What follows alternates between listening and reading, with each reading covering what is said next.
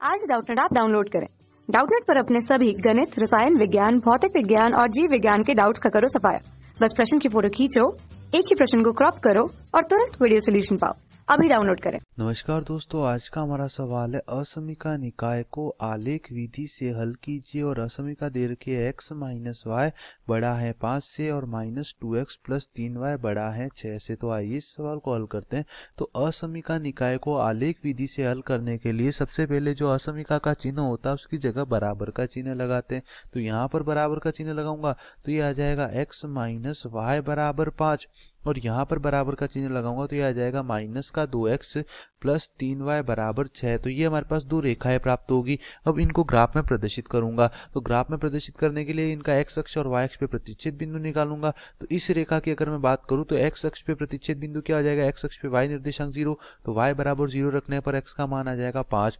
और इसी प्रकार y अक्ष पे x निर्देशांक 0, तो x बराबर 0 रखने पर y का मान आ जाएगा 5। इसमें अगर मैं x y की जगह 0 रखता हूं तो x का मान आ जाएगा माइनस का 3, तो यह आ जाएगा माइनस का 3 और 0। और अगर इसमें मैं y की जगह x की जगह 0 रखता हूं तो y का मान आ जाएगा हमारे पास 3y बराबर 6, तो y बराबर आ जाएगा 6/3, तो y का मान कितना आ जाएगा 2 आ जाएगा। तो ये दो बिंदु इसमें आ जाएंगे। अब मैं इनको आलेख विधि से हल करूंगा तो ये हमारे पास क्या हो जाएगा, एक xy तल हो जाएगा।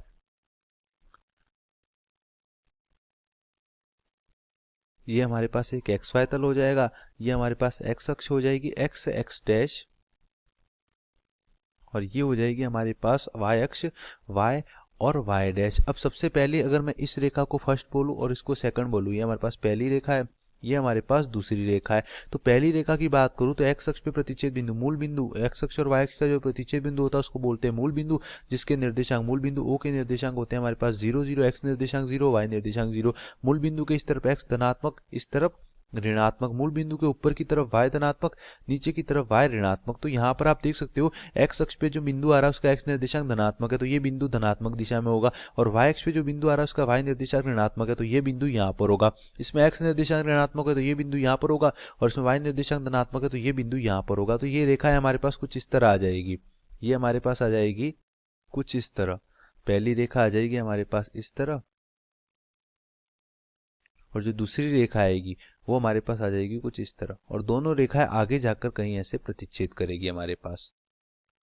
ये मान लो दोनों रेखाओं का प्रतिच्छेद बिंदु है। ये हमारे पास है यहाँ पर पहली रेखा, जिसके निर्देशांक x अक्ष पे प्रतिच्छेद बिंदु था हमारे पास 5 0, और y अक्ष पे प्रतिच्छेद बिंदु था हमारे पास 0 और -5। और जो दूसरी रेखा है उसका y अक्ष पे जो प्रतिच्छेद बिंदु है वो तो धनात्मक मतलब 0 2 है, और x अक्ष पे प्रतिच्छेद बिंदु क्या है, ऋणात्मक माइनस का 3 और 0। ये हमारे पास क्या है, दूसरी रेखा। अब ये तो हो गया रेखाओं का ग्राफीय प्रदर्शन। अब हमें क्या निकालना है, असमीका का आलेख विधि से हल निकालना है। तो असमीका का हल हमें किस प्रकार पता चलेगा, हमें चेक करना है कि इस रेखा के ऊपर की तरफ हमारे पास इस असमीका का हल होगा या नीचे की तरफ। पहली रेखा के ऊपर की तरफ इस असमीका का हल होगा या नीचे की तरफ।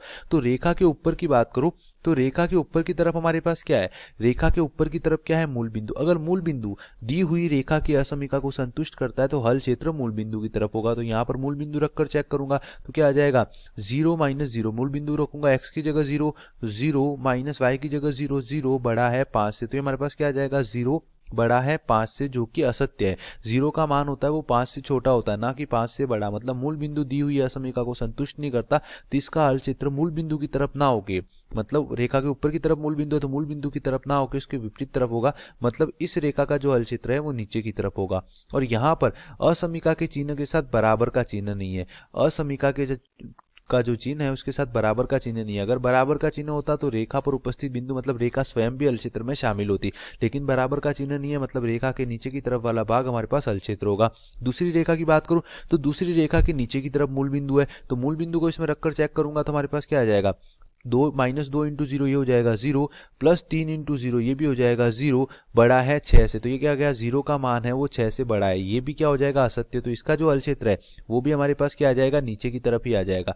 इसका जो हल क्षेत्र है वो भी नीचे की तरफ आ जाएगा। और यहाँ पर भी हमारे पास असमीका के चिन्ह के साथ बराबर का चिन्ह नहीं है, मतलब रेखा हल क्षेत्र में शामिल नहीं होगी। अब दोनों का उभयनिष्ठ हल क्षेत्र क्या आ जाएगा, तो अगर मैं इस रेखा को आगे बढ़ाऊं, तो ये रेखा हमारे पास आगे कुछ इस तरह जाएगी। ये रेखा हमारे पास आगे कुछ इस तरह जाएगी। तो इसका जो हल क्षेत्र आ जाएगा इस रेखा का, हमारे पास जो दूसरी रेखा है उसका जो हल क्षेत्र है वो क्या है, नीचे की तरफ है, इस तरफ। तो दोनों का जो उभयनिष्ठ हल क्षेत्र आएगा वो हमारे पास कौन सा वाला भाग हो जाएगा, दोनों का उभयनिष्ठ हल क्षेत्र हमारे पास ये वाला भाग हो जाएगा। ये यहाँ से लेकर फिर यहाँ से ये हमारे पास क्या आ जाएगा, दोनों का उपनिष्ठ हल क्षेत्र। यहाँ पर हमारे पास पहली रेखा का भी हल क्षेत्र आ रहा है और दूसरी रेखा का भी हल क्षेत्र आ रहा है। अगर मैं इसके ऊपर लूँ तो यहाँ पर हमारे पास पहली रेखा का हल क्षेत्र नहीं है, यहाँ पर भी हमारे पास दोनों रेखाओं का हल क्षेत्र नहीं है, लेकिन इस भाग में हमारे पास क्या है, दोनों रेखाओं का हल क्षेत्र है। तो यही हमारे पास क्या आ जाएगा, असमीकाओं का आलेख विधि से हल। धन्यवाद। कक्षा 6वीं से 12वीं से लेकर नीट, IIT, JEE वो एडवांस के लेवल तक 1 करोड़ से ज्यादा छात्रों का भरोसा। आज ही डाउनलोड करें डाउटनेट ऐप या व्हाट्सएप करें अपने सारे डाउट्स 8400 400 400 पर।